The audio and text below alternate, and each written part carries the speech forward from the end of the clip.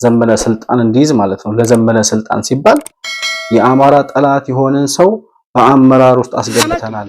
ቢሳካላችሁ ጥሩ ነበር፣ እግዚአብሔር ቢያሳካላችሁ። ይህን ህዝብ ለምንድን ነው መከራው የሚያበሉት? በቃ ለዚህ ህዝብ እኛ ልጆች ነው። ኦሮሚያ ክልል ላይ የአማራ ተወላጆች ተገደሉ ብሎ ወደ ትግል የገባው የአማራ ነጻ አውጪ መምህራን እኮ ሁሉ ነው የገደል ነው እንዳል ሁሉ ነው በቃ የሞተ መምህራን አለ እንደዚህ ምን ክላስ ነው ሙሉዎች ነው የገደልናቸው። ተማሪ ምናምን ወደ 20 ምናምን ተማሪ ገደሉ ያሉት እንደዚሁ ነው።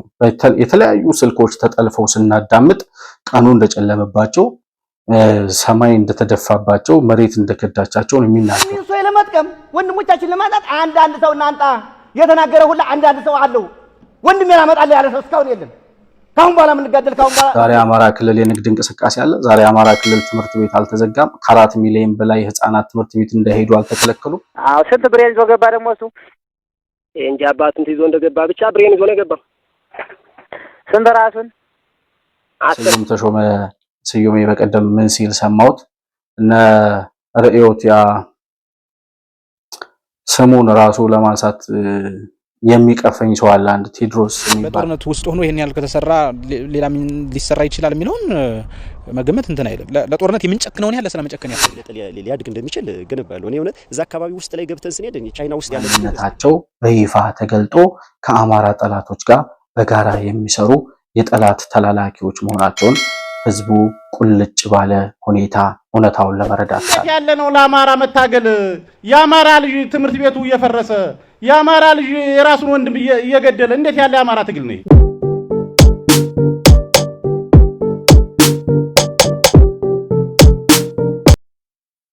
ሰላም ለእናንተ ይሁን። የተከበራችሁ የመሆን መልቲሚዲያ ቤተሰቦች እንደምን አላችሁ? ብሩክ የሾርቅ አሰፋ ነኝ። ከመሆን መልቲሚዲያ የዛሬውን ዕለታዊ ፕሮግራማችንን ይዘን ቀርበናል። በዛሬው ፕሮግራማችን የአማራው ሸኔ ወይም በአማራ ክልል እየተንቀሳቀሰ የሚገኘው አሸባሪ ቡድን የተስፋ መቁረጥ መንፈራገጥና ወደ ሰላሙ እየመጡ ያሉ ታጣቂዎች እንዲሁም በቀጠናው ወይም በአካባቢው የመከላከያ ሰራዊት የተጠናከረ እርምጃ ከምን ላይ ደርሷል በሚሉት ርዕሶች ላይ የተወሰነ አጠር ያለ ቆይታ የምናደርግበትና መረጃዎችን የምንለዋወጥበት ፕሮግራም ይዘን ቀርበናል። መሆን መልቲሚዲያን ላይክ፣ ሰብስክራይብ እና ሼር ማድረጋችሁን ሳትረሱ እንዲሁም በሱፐር ቻት እና በሱፐር ስቲከር ድጋፍ ልታደርጉልን እንደምትችሉም እያስታወስኩኝ ከፕሮግራሙ ጋር አብራችሁ እንድትቆዩ በአክብሮት እጋብዛለሁ። መሆን መልቲሚዲያ ዘረኝነትንና ጥላቻን የሚጸየፍ በሐሳብ የበላይነት የሚያምን እውነትንና ኢትዮጵያዊነትን ለማጽናት የሚተጋ ሚዲያ ነው። መሆን መልቲሚዲያን በሱፐር ቻት እና በሱፐር ስቲከር እንዲሁም በገንዘብ መደገፍ የምትችሉ መሆኑን በአክብሮት እንገልጻለን። ይህን ሚዲያ መደገፍ እውነትንና ኢትዮጵያዊነትን ማጽናት መሆኑን አውቃችሁ ሼር፣ ላይክ፣ ሰብስክራይብ በማድረግ ለሌሎች ተደራሽ ማድረጋችሁን አትርሱ። መሆን መልቲሚዲያ የአዲሱ ትውልድ ሚዲያ። እንግዲህ ከ2-3 ወራት በፊት እንደምናስታውሰው በአማራ ክልል እየተንቀሳቀሰ የሚገኘው ይሄ አሸባሪ ቡድን በተደጋጋሚ የሰላም ጥሪዎች ሲደረጉለት ለረጅም ጊዜ አልቀበልም ብሎ በሽብር እንቅስቃሴው መቀጠሉን እናስታውሳለን።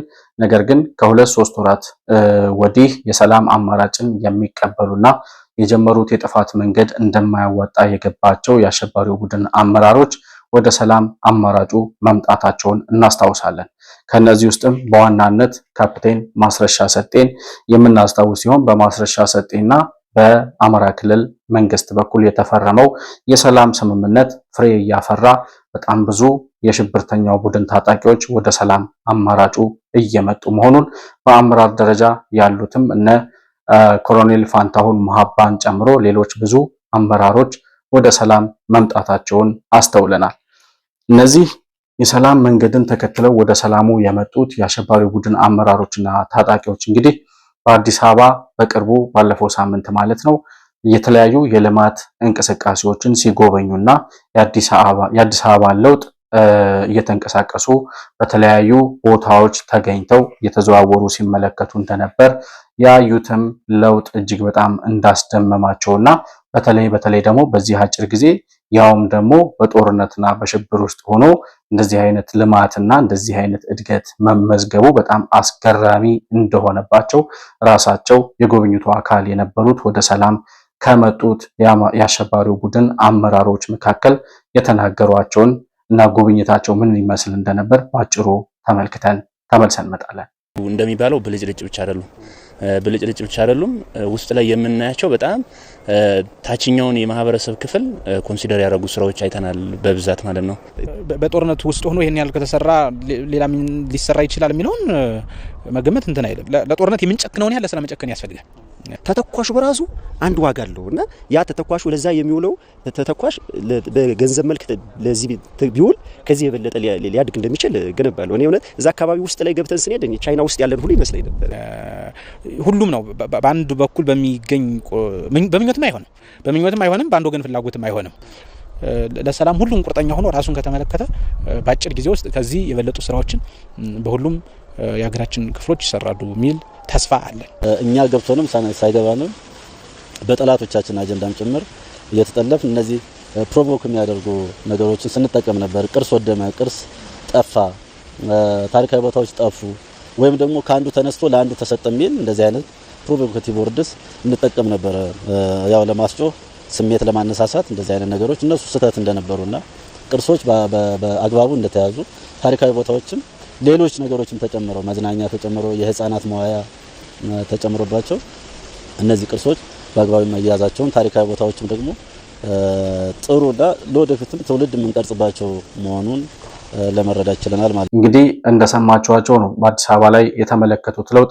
በተለይ እኛ የለኮስነው ጦርነት ባይኖር የሽብርና ግርግሩ ባይኖር ሰላም ሰጥተናቸው ቢሆን ለነዚህ መሪዎች ምን ያክል ለውጥ ሊመጣ ይችል እንደነበር ብለው ሲደመሙ እየሰማናቸው ነው። በጣም የሚያስገርመው ነገር ስዩሜ በቀደም ምን ሲል ሰማሁት? እነ ርዕዮት ያ ስሙን ራሱ ለማንሳት የሚቀፈኝ ሰው አለ፣ አንድ ቴድሮስ የሚባል እና እነሱ አሁን የህወሓት ተቃዋሚዎች ሆነዋል። ህወሓት የትግራይ ህዝብ አጥፊ ነው፣ ህወሓት የትግራይን ህዝብ እያስራበረው ምናምን እያሉ እንደግፈው አይዞህ ብለው ለዚህ ሁሉ የትግራይን ህዝብ ለዚህ ሁሉ መስዋዕትነት እንዲዳረግ ያደረጉት የህወሓት ደጋፊ የነበሩ ሰዎች ድንገት ተገልብጠው ህወሓትን ሲቃወሙ ሲሰማቸው እንዴት ነው በዚህ አይነት የ6 ዓመት ያስተሳሰብ ጋፕ መሃላችን ላይ የተፈጠረው? እኛ ከ6 ዓመት በፊት ያወራነውን ወሬ እንዴት ዛሬ ታወራላችሁ ብሎ ሲናገር ሰምተነዋልና ምናልባት እነ ማስረሻ ሰጤም ጋር እኛ ከ3 ዓመት በፊት ጀምሮ ስንናገር ነበር፣ ስንጽፍ ነበር፣ ብዙ ነገር ስንል ነበረ። አሁን ከ3 ዓመት በኋላ ገብቷቸው በዚህ ደረጃ እየተናገሩ ሰምተናቸዋል። እንግዲህ የዚህን የነ ማስረሻ ሰጤን የነ ኮሎኔል ፋንታሁን ሙሃባን ኮሎኔል ፋንታሁን ሙሃባና እነ ካፒቴን ማስረሻ ሰጤ የከፈቱትን የሰላም መንገድ ወይም እነሱ የጀመሩትን ፈር የቀደዱለትን የሰላም አማራጭ የሚከተሉት የነሱ ታጣቂ የነበሩ ሰዎች ከአመራር ጀምሮ እስከ ታጣቂው በጣም በገፍና በሰልፍ ወደ ሰላሙ እየመጡ እንደሆነ ይታወቃል። አሁንም መውጫ አጥተው ይሁን አማራጭ አጥተው ይሁን ወይም ደግሞ አሁንም ያሉበት የሽብር ፖለቲካ ምናልባት እስከ መጨረሻው አንገታቸው ላይ ደርሶ እስከሚያንቃቸው ድረስ እየጠበቁ ይሁን እዛው ጫካ ውስጥ የቀሩት ደግሞ አሁንም ተስፋ እየቆረጡ በየጊዜው ወደ ሰላም የሚመጡ ጓደኞቻቸው ተስፋ እያስቆረጧቸው እንደሆነ እየነገሩን ያሉት ደግሞ እነሱ ራሳቸው ናቸው። አሁን ታጣቂው በገፍና በሰልፍ ወደ ሰላም እየመጣ ነው ብለን ስናወራ ፕሮፓጋንዳ አይደለም የሚያወሩት። ጥለውን ሄዱ፣ ብሬን ታጥቀው ሄዱ፣ መሳሪያዎቻችንን ታጣቂዎቹን ሁሉ ይዘውት ሄዱ፣ ትግሉን አበላሹት እያሉ የሚያወሩት እዛው ጫካ ተቀምጠው ተስፋ ቆርጠው እየባከኑ ያሉት የአሸባሪው ቡድን ታጣቂዎች ናቸው። የማክሴ ትግል ተበላሽቷል። አንተ ተበላሸ እኮ የማክሰኝትን ትግል ገለውታል። ገደሉት እኮ አሌክስም ገብቷል መሰለኝ። ገብቷል አሉ ትናንት። አዎ ትናንት ገብቷል ብለውኛል። ትናንት ገባሉ የፈሪድ ላይም ቤት የገባለት ብሬን የወረዳ ዘንድሮ አንጀረቀቀው ኮይም ብሬን ለወረዳው ነው ብለን ነው።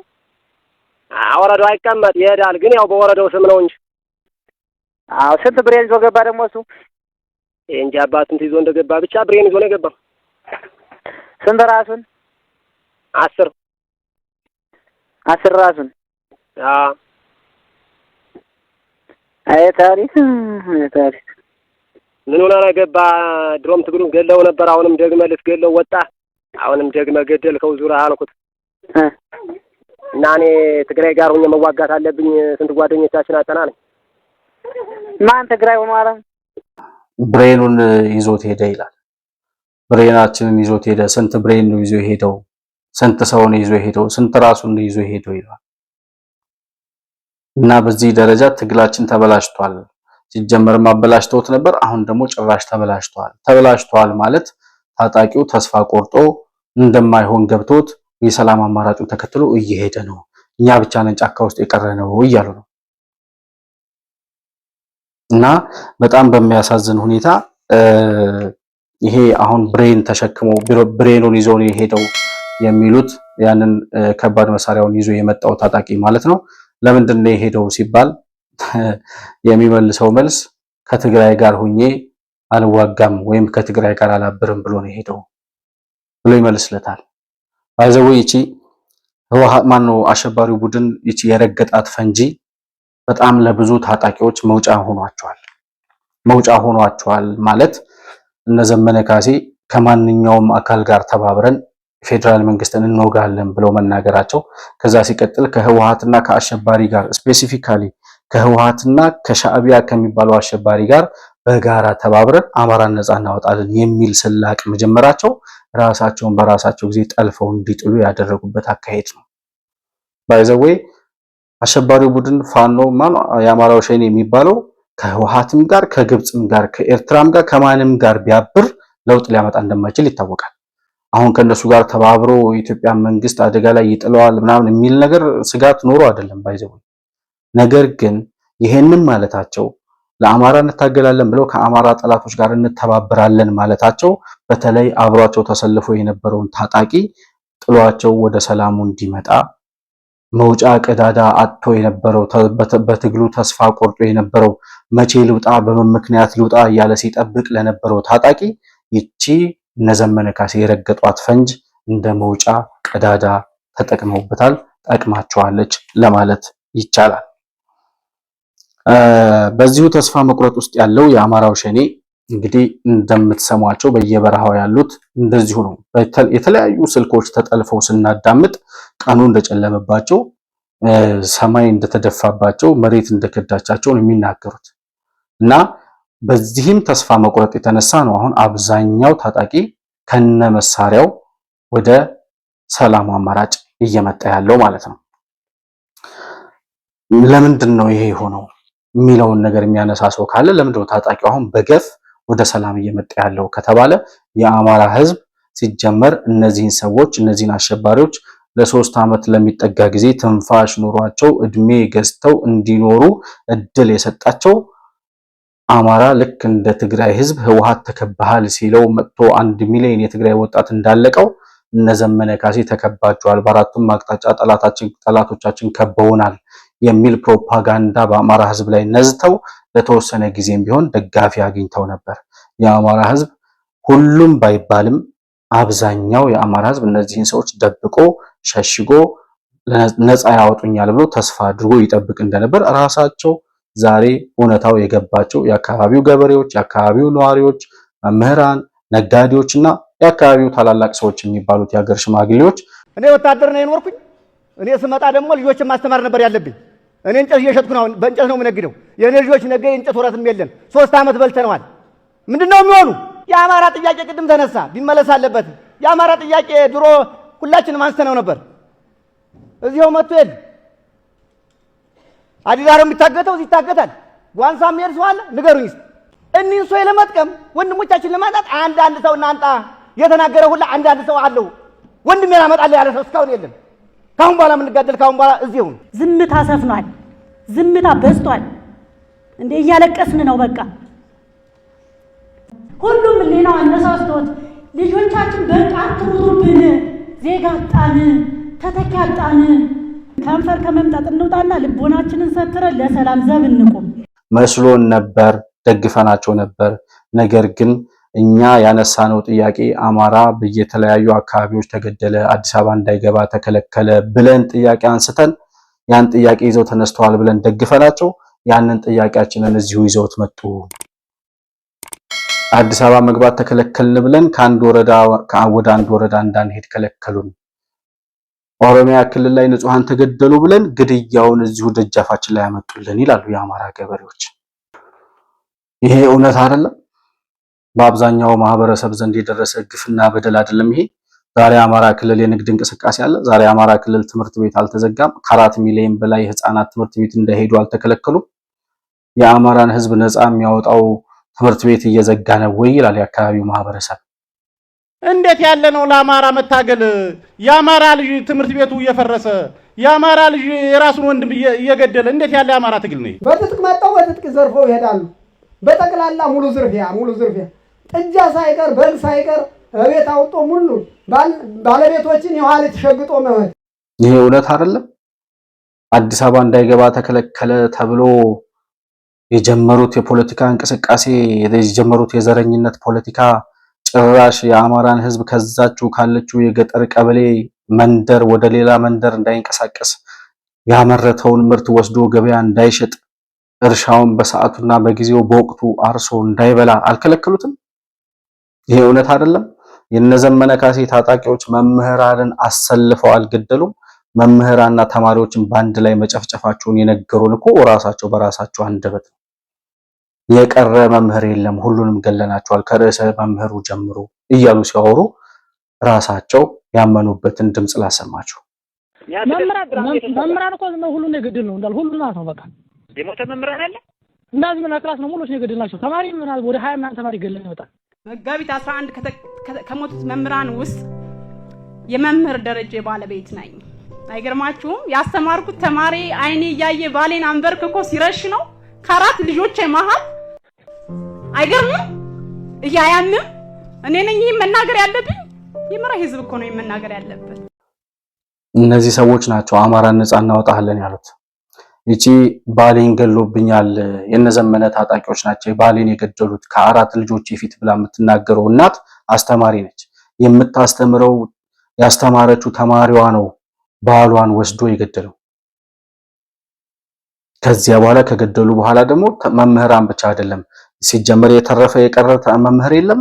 በዛ ላይ ተማሪዎቹንም አንድ ላይ ከ20 በላይ ተማሪዎች አንድ ላይ የገደልናቸው ይላል። ይሄ ነው ኦሮሚያ ክልል ላይ የአማራ ተወላጆች ተገደሉ ብሎ ወደ ትግል የገባው የአማራ ነፃ አውጪ። አማራ ክልል ላይ እንደዚህ የአማራን ህዝብ ራሱ ነፃ አወጣለሁ ያለውን በዚህ ደረጃ የሚጨፈጭፈው አሸባሪ ቡድን ማለት ነው።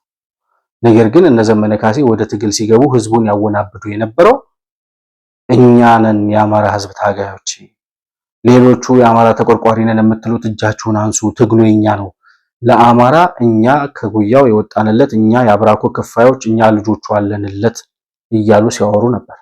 እኛ አላቅም ቢሳካላችሁ ጥሩ ነበር፣ እግዚአብሔር ቢያሳካላችሁ። ይህን ህዝብ ለምንድን ነው መከራው የሚያበሉት? በቃ ለዚህ ህዝብ እኛ ልጆቹ አለን። እንዳቅማችን ግንዛቤ ያለን፣ እንዳቅማችን ተቆርቋሪነቱ ያለን፣ እንዳቅማችን የልጅነት እድሜያችን እየሰጠን፣ እንዳቅማችን ወንድሞቻችን እየገበርን ያለ ልጆቹ አለን።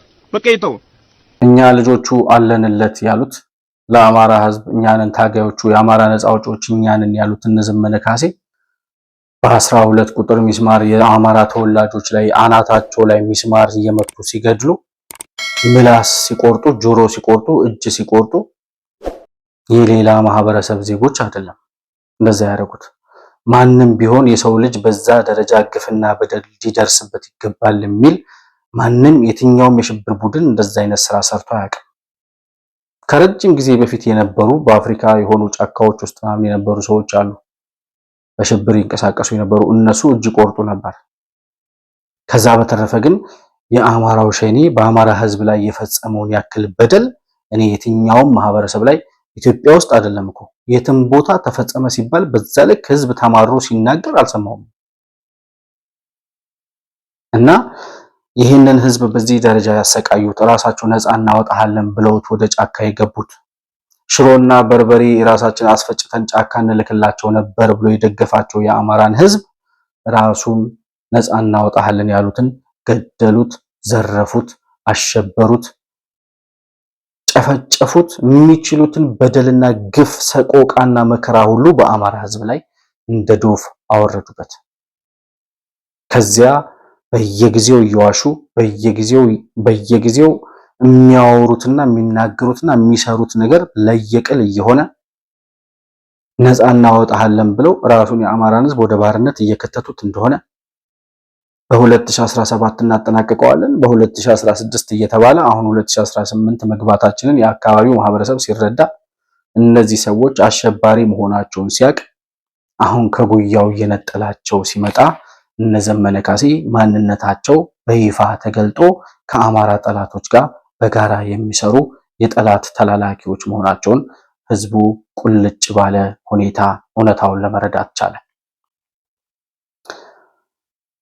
ዘመነ ካሴ በቅርቡ አደራጀሁት ባለው አፋብን ነው ምናምን ያሉት የአማራ ፋኖ ብሔራዊ ንቅናቄ የሚባል ድርጅት መሰረትን ብለው ከዚህ በፊት ተመሰረቱ፣ ግንባር ፈጠሩ፣ አንድ ሆኑ፣ ተዋሃዱ የሚባሉ ዜናዎች በሙሉ ለ3 ዓመት የሰማናቸው ውሸትና ፉርሽ መሆናቸውን በራሳቸው አንደበት አምነው ገና ከ3 ዓመት በኋላ አሁን ገና አንድ ግንባር ልንፈጠር ነው ብለው ፈጠርን ያሉት ቡድን ውስጥ ዘመነ ካሴ በራሱ አንደበት እንደሚናገረው